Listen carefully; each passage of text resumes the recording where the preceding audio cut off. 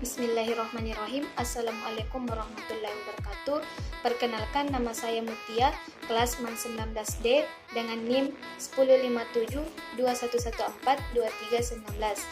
Ingin menjelaskan tentang anggaran penjualan berdasarkan penetapan volume dan penetapan harga. Baik, langsung saja. Apa sih anggaran penjualan itu?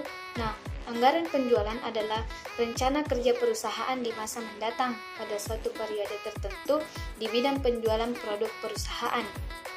Untuk menetapkan volume produk terdapat 5 bagian. Yang pertama, berdasarkan penjualan tahun sebelumnya. Bagian A yaitu pertumbuhan rata-rata. Adapun tabel di atas adalah contoh dari pertumbuhan rata-rata, misalkan volume penjualan 5 tahun belakangan, di mana pada tahun 2017 sampai 2021. Adapun volume unit pada tahun 2017 sebanyak 220.020 unit, pada tahun 2018 244.223 unit, pada tahun 2019 280.832 unit, pada tahun 2020 308.933 unit, dan pada tahun 2021 sebanyak 355.230 unit. Untuk menyelesaikan pertumbuhan volume, yaitu dengan cara volume unit pada tahun 2018 dikurang dengan volume unit pada tahun 2017, di mana volume unit pada tahun 2018 sebanyak 244.223 dikurang volume unit pada tahun 2017 sebanyak 220.020 unit, menghasilkan 24.203, di mana pertumbuhan volume tahun 2018 dikurang tahun 2017. Kemudian untuk pertumbuhan persentasenya didapatkan dari selisih-selisih tersebut. Kemudian dibagi tahun sebelumnya, seperti selisih tahun 2018 sebesar 24.203 dibagi volume unit pada tahun 2017 yaitu 220.020 unit, menghasilkan 11%, sehingga persentase dari 24.203 yaitu 11%.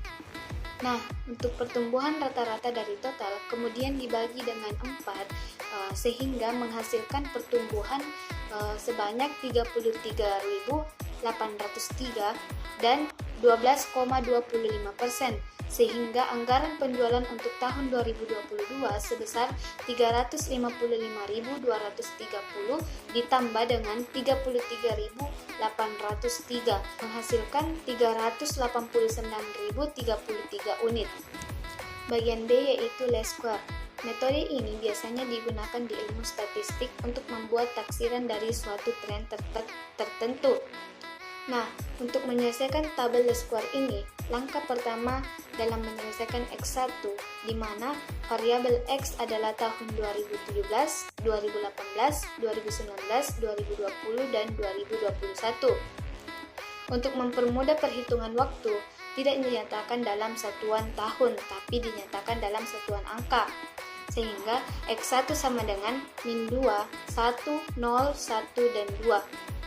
Dan ini juga disebut sebagai kode atau coding.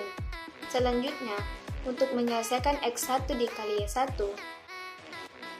yaitu dengan cara X1 dikali Y1 di tahun 2017, di mana X1 sama dengan min 2 dan Y1 sama dengan 222.000, menghasilkan min 444. Jadi X1 dikali Y1 pada tahun 2017 yaitu min 444.000. Begitupun pada tahun 2018 sampai dengan tahun 2021. Untuk mendapatkan S1 kuadrat, min 2 dikali min 2 menghasilkan 4, dan min 1 dikali min 1 menghasilkan 1, begitupun dengan seterusnya. Adapun total dari volume penjualan sebanyak 1.410.93 dan X1 dikali Y1 sebanyak 300 35.513. Sehingga A sama dengan 1.410.93 dibagi dengan 5 menghasilkan 282.018,6, dan B adalah 330.513 dibagi 10 menghasilkan 33.051,3, dan untuk X-nya yaitu 3, di mana coding untuk 2022.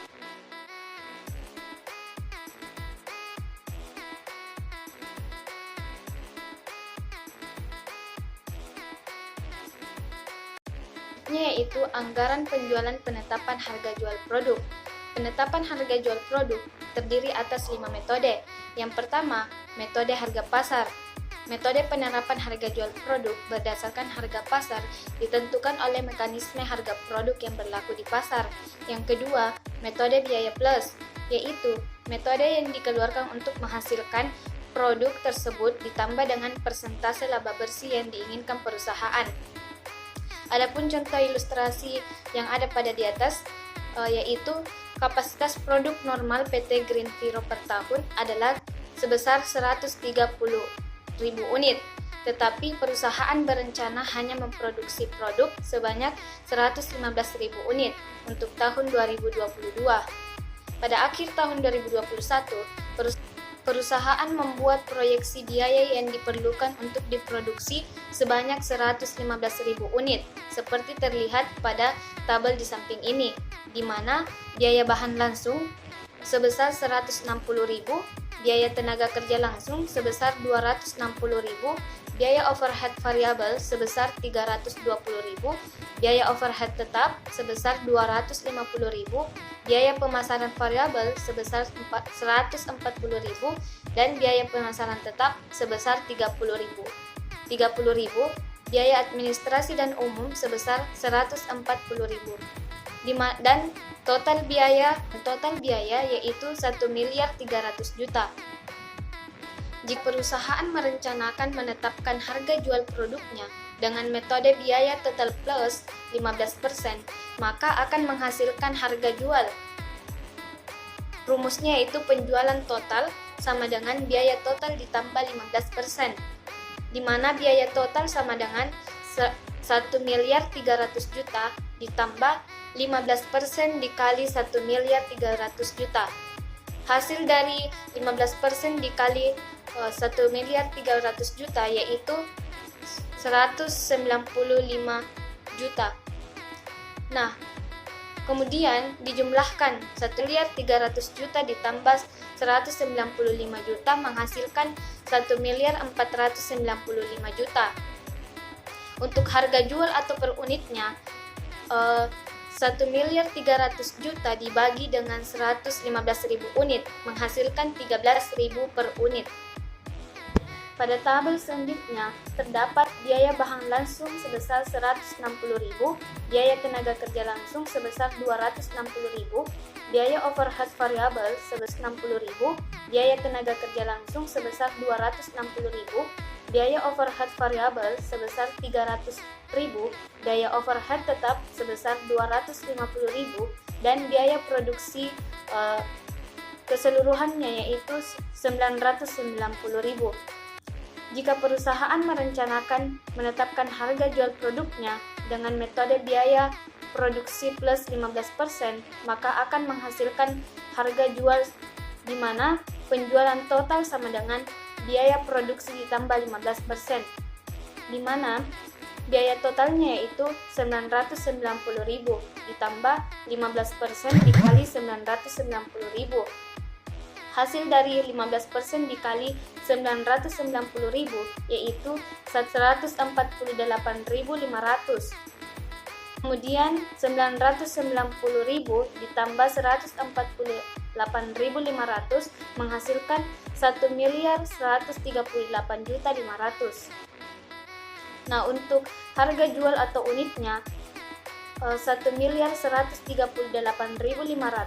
dibagi 115.000 unit menghasilkan 9.900 per unit.